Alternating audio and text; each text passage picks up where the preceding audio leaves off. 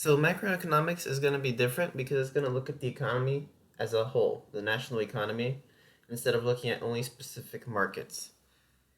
So in the graph, instead of prices, it's price levels. So the average price levels, it's like a basket of goods. If you find the average of all the goods and services in that country and see as put that together in price levels. So it's not the price of one good, it's the average of the prices in general in the economy. Here, the output is measured in real GDP, and that's just GDP, gross domestic product, adjusted for inflation, aggregate supply, and aggregate demand. So aggregate demand has four different shifters. The first of these is consumption, and consumption is just all the spending only by consumers and households on goods and services, but only by consumers and households inside the economy, the country that we're looking at. So if consumption rises, then aggregate demand will shift right. The next shifter is investment. And investment, usually you talk about investment in normal conversations as like stock market, but investment here doesn't refer to any of those investments. Like the real estate investment, stock market, bonds, those are not what we're talking about here. Instead, this is investment by firms in capital. So the next shifter is government spending. And I put an asterisk here because not all government spending counts to shift AD to the right or if it rises or left if it falls. Because there's two types of government spending. And transfer payments are not a shifter of AD. Transfer payments are, let's say, when the government directly gives money, let's say social security payments or any money where it's just any transaction or spending where it's just a transfer of money. If a group or a person receives money, that does not count as government spending for aggregate demand. Finally, net exports, which is just the value of exports minus the amount spent by on imports. So exports minus imports. If the exports are more than the imports, then AD should go up. And the more exports relative to the number of imports the country has, the more AD should shift right. And of course, if the country has more imports, then AD will fall. I'm going to go back to government spending really quick because I don't know if I explained that well enough. So transfer payments, which do not count, are just a direct transfer or deposit of money, like stimulus checks, welfare checks, or anything like that. Uh, Checks for food assistance, food stamps. That does not count as consumption or as government spending. That can help drive consumption because if the government gives you money, a transfer payment, then consumers can use that to spend. So that would go in as consumption and not government spending. Government expenditure would be more infrastructure, direct physical things such as this. Now, aggregate supply is a little more complicated in terms of memorizing shifters since it's more than four. There's a lot of things that are factored in. For example, resource costs are a big one. If resource costs rise, then aggregate supply will fall. So resource costs will raise costs of production, so that'll shift aggregate supply left. Productivity of land, if it rises, aggregate supply will rise. There's productivity of capital. If that goes up, AS will also go up. An increase in minimum wage can also drive down AS, lower AS. Similarly, if the minimum wage is decreased, then AS could go up. There's, in terms of evaluating policies like this, like whether the minimum wage should be raised or not, there's more to take into consideration. But since we're just talking about aggregate supply for these purposes, it's harmful. If the government subsidizes producers, subsidies to producers, that will make AS shift right. If trade union power goes up, if the trade unions gain more power, then AS will fall. Again, this is one of those things where there's multiple lens of evaluations when you're looking at trade unions, but for as far as aggregate supply, it hurts aggregate supply. The quality of infrastructure will make aggregate supply go up. You'll see the education and the skills of the workforce That'll make aggregate supply shift right if human capital is better. And finally, taxes on business. If businesses are taxed heavily, if there's a high corporate tax, then AS will fall. If the corporate tax is lowered, then aggregate supply will rise, which will in turn raise real GDP and lower price levels for consumers. Well, for everyone in the economy. Oh, there's also one more deregulation. The amount of regulation that a business faces can also the can also affect AS. So if businesses are regulated more heavily, AS will fall, and if they are regulated loosely, AS should go up. I'll put these down on the screen really quick because there's a lot. Okay, so here are the shifters for aggregate supply. I will highlight the ones in green, the ones that if they go up, if there's more of that, then AS will go up, and I'll highlight the ones that will bring AS down if they go up in red.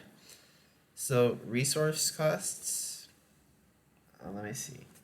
I'll highlight the green first. So infrastructure quality, that's good. Education and skills of workforce will make AS go up.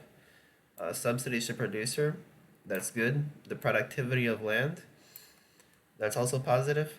The rest can bring aggregate supply down. So business regulations, business taxes, trade union power, minimum wage, resource costs, those will all shift AS left, which leads to higher price levels and a lower output.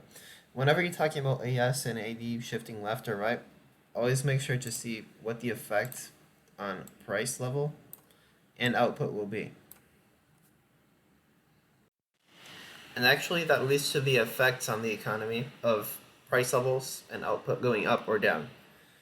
So, when output goes up, this can be caused by either AS shifting right or AD shifting right. Then real GDP will rise. This is called growth. A recession, contrary to growth, is simply when AS or AD shifts left. That'll lead to lower output, and that's called a recession. Uh, so inflation is when price levels rise. That could be caused by AS going left or AD going right. So a fall in AS will cause inflation, but a rising AD will cause inflation.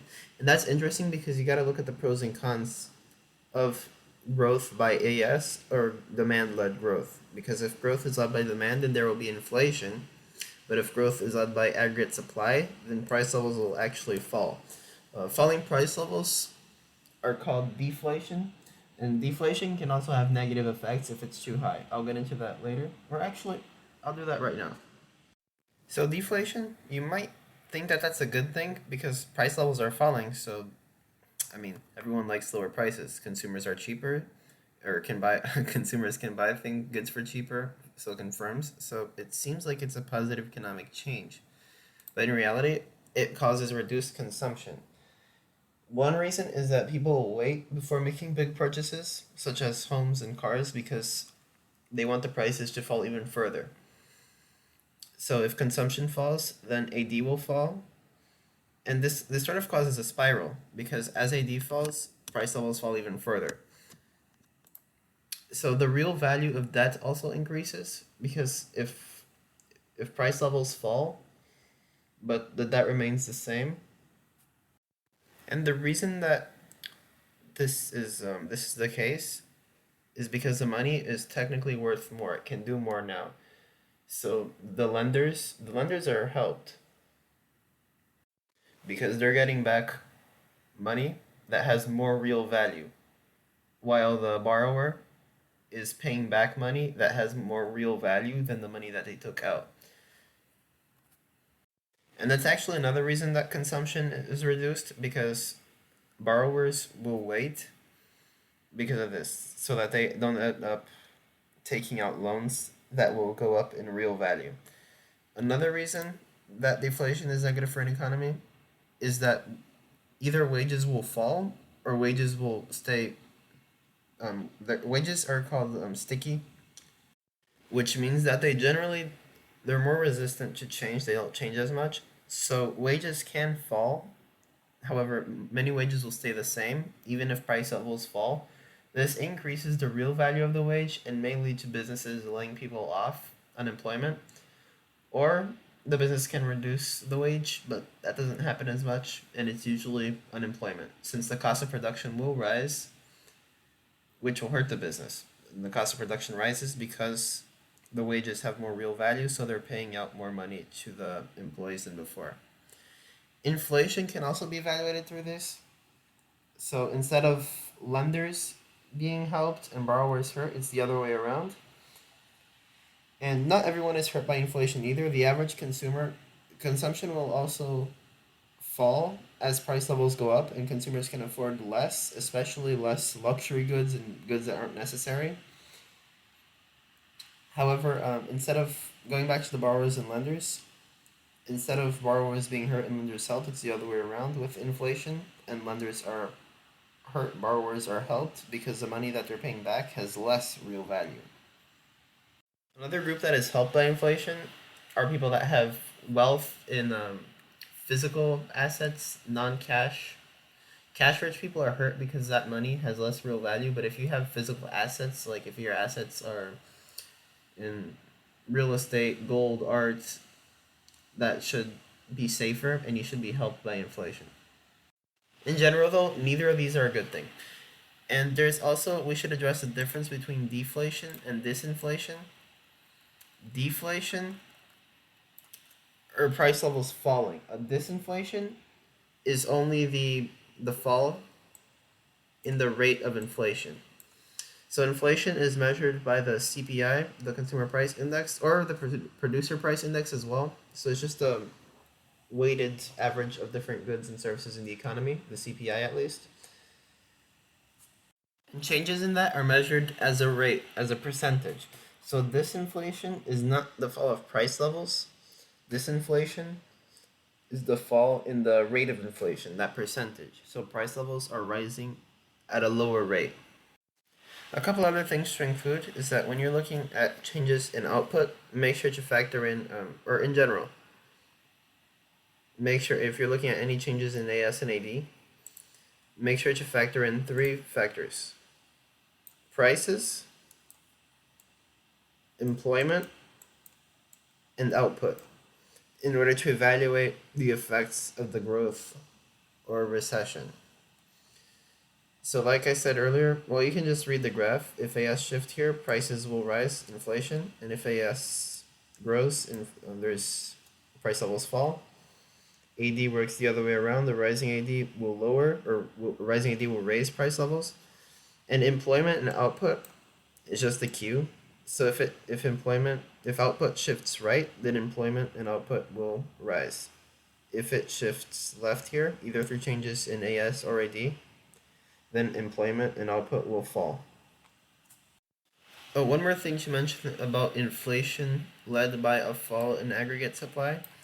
That's called stagflation, which economists particularly fear because not only does output fall and go left, so employment falls, but price levels also fall or rise. Price levels rise along with output falling. So this is called stagflation. Oh, and something I forgot to mention earlier about the shifters of aggregate demand. Both consumption and investment have subshifters. So consumption is moved by changes in wealth, and that in turn is affected by the value of physical assets and changes in income. Another shifter of consumption are interest rates. This is also a shifter of investment, as you'll see, and the reason interest rates matter here is because interest rates are going to dictate borrowing. Higher interest rates make it more expensive to borrow, so consumption will fall, and lower interest rates will cause consumption to rise as borrowing is cheaper, easier for borrowers. So consumption will fall if interest rates is lower, and that's one of the reasons governments manipulate interest rates, as you'll see later when I talk about monetary policy. That's in another video. So debt and income taxes also affect consumption, And finally, arguably the most important one, consumer confidence. If consumers do not have confidence in the economy, then AD will not go up. Consumption will not rise. I had to leave for a second, so I'm not entirely sure where I left off, but I think I was talking about consumer confidence. So, if there's no consumer confidence in the economy, then consumption cannot rise.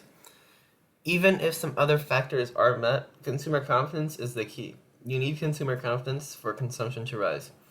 So if the government enacts fiscal or monetary policy to try to get consumption to go up, or if other aspects are met, like lower income taxes, lower debt, even then, if consumer confidence isn't there, consumption can't go up. At least not in significant levels. Investment, another shifter of AD, also has shifters and subcategories of its own, or shifters of its own. So interest rates will change investment. It's the same logic as interest rates as a shifter of consumption, because if interest rates are up or higher, it's more expensive for firms to invest in capital, so investment will fall.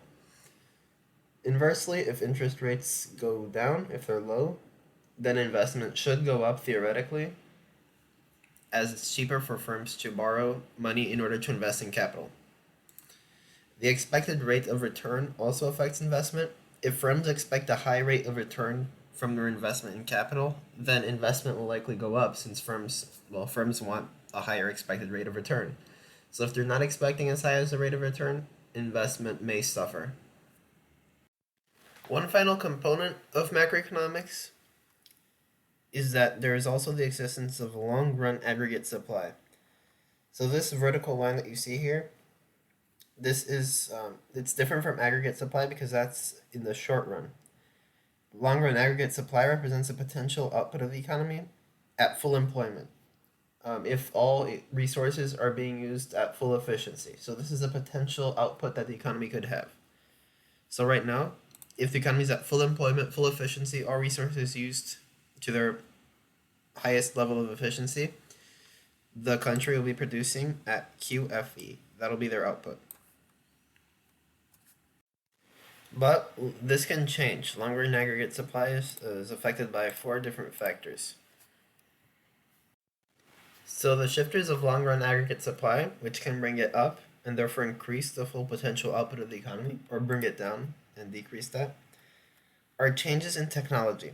So new technology allows for LRAS to shift right. For example, automation can increase efficiency and potential output, but destruction in technology, for example, can have the inverse effect. So let's say a natural disaster, like a tsunami, affects a wide area. That's technology that is lost. Potential output falls. That area is no longer being used at the efficiency. It can't be used. The resources and technology there can't be used. Another is the quantity of resources. The quantity of resources available to that technology, to that country, can also affect LRAS, and the quality of those resources. So better resources and more factors of production in better quality. So the quality and quantity of capital and other factors of production will increase LRAS. And finally, trade. New trade allows for pathways for LRAS to expand. For example, if trade is created with China, that provides potential for LRAS to rise. Which this is one of the reasons why countries seek to promote trade, because not only will it raise AD, but also has the potential to raise, well, if the exports are there. Let's not connect AD to this right now. Net exports is AD. So just trade by itself, trade creation, that allows for potential expansion in LRAS.